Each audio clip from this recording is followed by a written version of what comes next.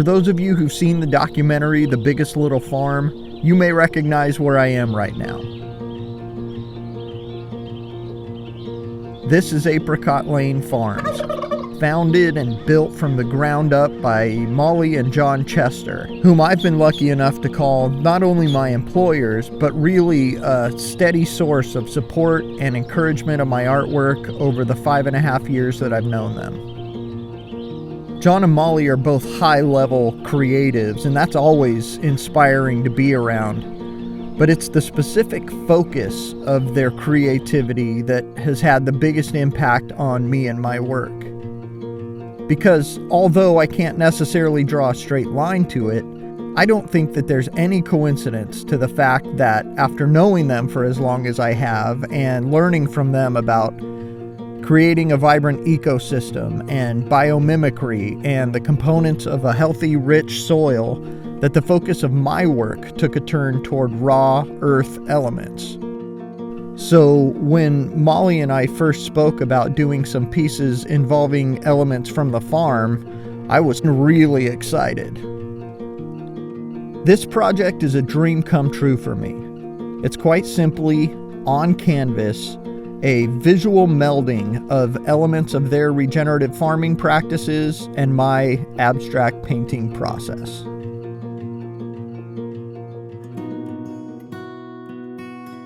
When an animal dies, an amazing process of the reclamation of that animal begins. On a macro scale, predators and scavengers begin consuming the larger portions of that animal. A little later, and on a smaller scale, insects, insect larvae, and worms join in that feast. And on a microscopic scale, the decomposers, the bacteria, the fungi start doing their work. All of which transforms that animal into chemical nutrients that are released back into the soil until all that's left is the skeleton, the bones.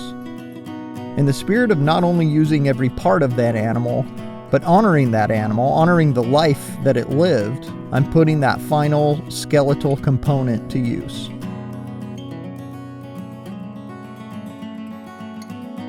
The use of burned bone in art predates written history.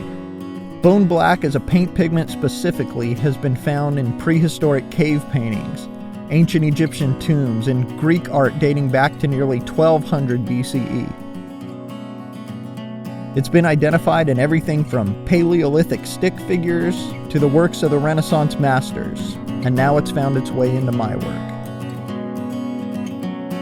The bones are placed in a fire, in an airtight container to deprive them of oxygen while they're charred.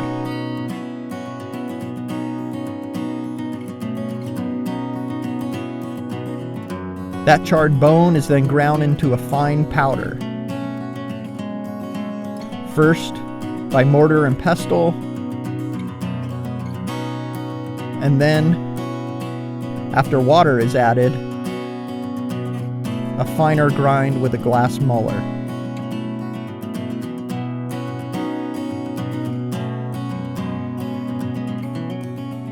A liquid medium is then added, transforming pigment into usable paint.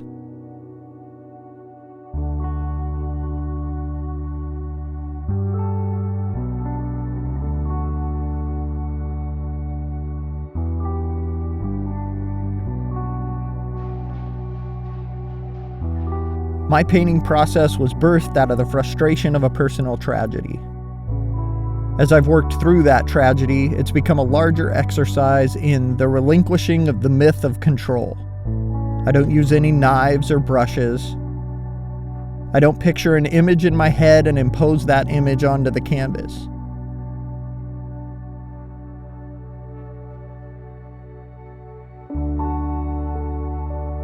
I apply paint with just my hands. And then hold your hands up like this. Look at me right here. A neutral white, followed by, in this case, bone black.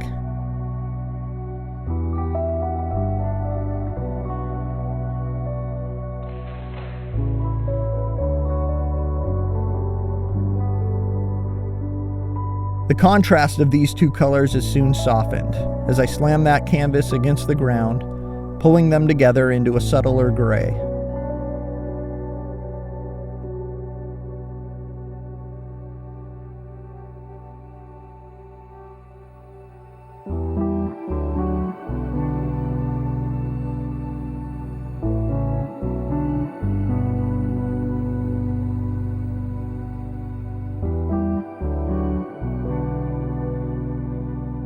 I then crunch the canvas into peaks and valleys before adding the final paint that will pool in those valleys and create the veining you see in all of my work.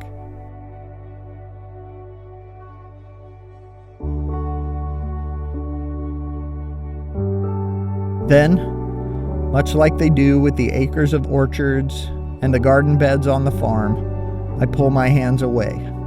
I step back. My part in the process is finished.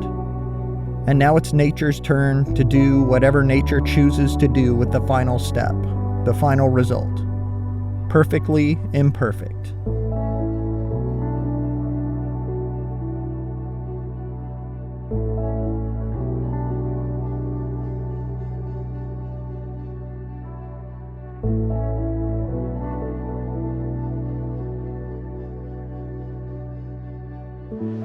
I can't begin to express how grateful I am to Molly and John and the rest of my Apricot Lane Farms family for allowing me to do this project in conjunction with the farm, and for featuring it on their social media. And to Liam Pickhart, the amazing photographer that you've seen collecting images for that post throughout this video. I've listed his website below, so please go check that out. And take a minute to go to Apricot Lane Farms Instagram and Facebook and see the final result of all of his work on this project. It's stunning. I was able to create a handful of paintings from the pigment I processed on the farm. Those paintings are available on my website.